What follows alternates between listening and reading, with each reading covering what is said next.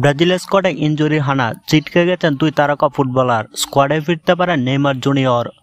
আর মাত্র কয়েকদিন পর থেকে শুরু হতে যাচ্ছে কোপা আমেরিকা 2024। এই জুন মাসের 21 তারিখ থেকে শুরু হতে যাচ্ছে কোপা আমেরিকার 48তম এই আসরটি। লাতিন আমেরিকার শ্রেষ্ঠত্বের এই আসরের জন্য 26 দলের স্কোয়াড ঘোষণা করেছিল ব্রাজিল কোচ দরিবাল জুনিয়র। ইনজুরির কারণে এই স্কোয়াডে ছিলেন না ক্যাসেমেরো, অ্যান্টনি এবং নেইমার জুনিয়রের মতো তারকা প্লেয়াররা। কিন্তু আবারও এই 26 দলের স্কোয়াডে ইনজুরি হানা। ব্রাজিলের স্কোয়াডে নতুন যোগ হওয়া ইভানিলসনের পায়ের গোড়ালি মচকে যাওয়ায় কোপা আমেরিকা খেলা হবে না তার। আর ইভানিলসনের জায়গায় সুযোগ পেতে পারে পেদ্রো, গাব্রিয়েল জেসুস এবং রিচার্লিসনরা। এই তিনজনের মধ্য থেকে যে কোনো একজনকে নেওয়া হবে ইভানিলসনের জায়গায়। অবশ্য পেদ্রোকে ডাকার সম্ভাবনাই বেশি। শুধু ইভানিলসন না, 26 সদস্যের স্কোয়াড থেকে ইনজুরিতে পরে ছিটকে গেছেন আরেক গুরুত্বপূর্ণ তারকা গাব্রিয়েল মার্তিনেল্লি।